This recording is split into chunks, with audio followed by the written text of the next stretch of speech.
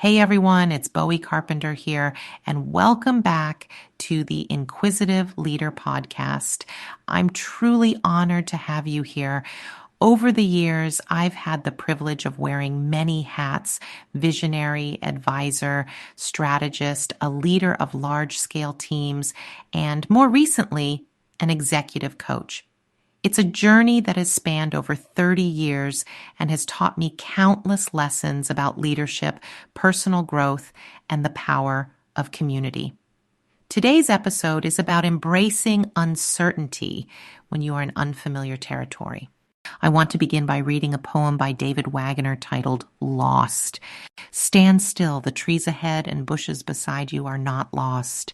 Wherever you are is called here, and you must treat it as a powerful stranger, must ask permission to know it and be known. The forest breathes, listen. It answers, I have made this place around you. If you leave it, you may come back again, saying here, no two trees are the same to raven, no two branches are the same to wren. If what a tree or a bush does is lost on you, you are surely lost. Stand still. The forest knows where you are. You must let it find you.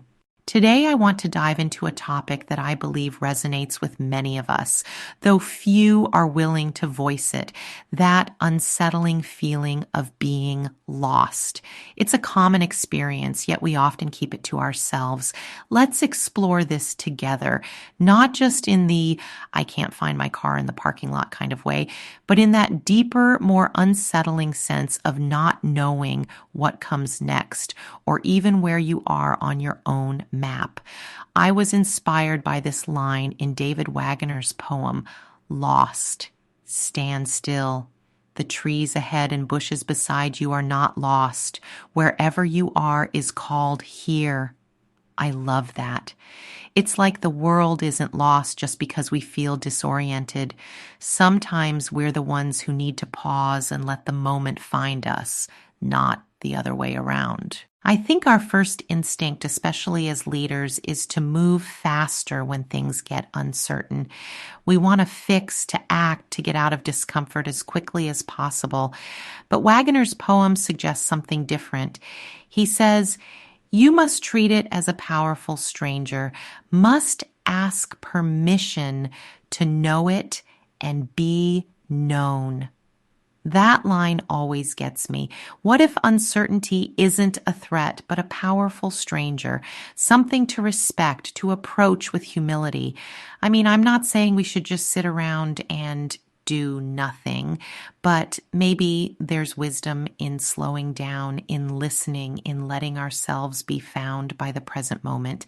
It's a kind of humility, right? Admitting we don't have all the answers, and that's okay. This idea of treating uncertainty as a teacher, not an enemy, really builds on what we talked about in earlier episodes, like when we explored the messy middle or how simple stories can give us false certainty. Sometimes the most powerful thing we can do is just stand still and listen. The forest knows where you are. You must let it find you as a reminder that being lost isn't always a problem to solve. Sometimes it's an invitation to pause, to listen, and to let clarity catch up to us. So let's talk about stillness. I know for a lot of us, stillness feels like stagnation, like if I'm not moving, I'm not making progress. But actually, stillness can be a strategy, especially when things feel confusing or overwhelming. I mean, think about it. When was the last time you made a great decision while you were rushing around, half distracted, just trying to get to the next thing? For me, those are usually the moments I look back on and think, yeah, maybe I should have just taken a breath. I've seen leaders, some I've worked with, some I've just admired from afar, who really embody this. They don't rush to fill the silence or force a decision. Instead, they pause, reflect, and let things settle. And you know what? That pause provides great clarity for making a decision. Stillness wasn't inaction, it was wisdom. And I want to offer a coaching prompt here because I think it's so important. Where in your life or leadership are you being asked to pause and listen rather than just push through? Maybe it's a tough conversation you're avoiding or a project that's not going the way you planned. Sometimes the answer isn't to move faster, but to stand still and let the forest, whatever your forest is, find you. I know that sounds a little poetic, but honestly, it's true. Stillness can be the most strategic move you make. Now, let's reframe this whole idea of being lost. What if being lost isn't a sign of failure, but actually a signal that you're on the edge of growth? I mean, think about it. When the map fades, when plans unravel, that's usually when we're forced to recalibrate, rethink, and reconnect with what really matters. Sometimes being lost is the lesson. It's the moment that pushes us to ask, what do I really value? What's guiding me right now? I've seen this play out in real life, not just in poetry. There was a leader I coached who, after a big organizational shakeup, felt completely unmoored. She kept saying, I don't know who I am in this new structure, but instead of rushing to redefine herself, she took time to reconnect with her core values, what mattered to her, not just what her job title said. That process, that willingness to be lost for a while, actually led her to a new role that fit her so much better. It's like sometimes you have to let go of the old map to find the new path.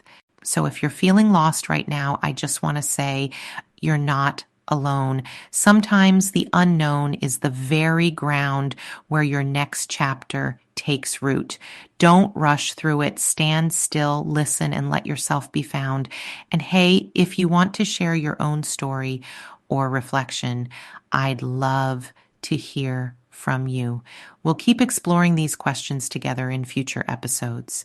Until next time, take care and keep asking the good questions.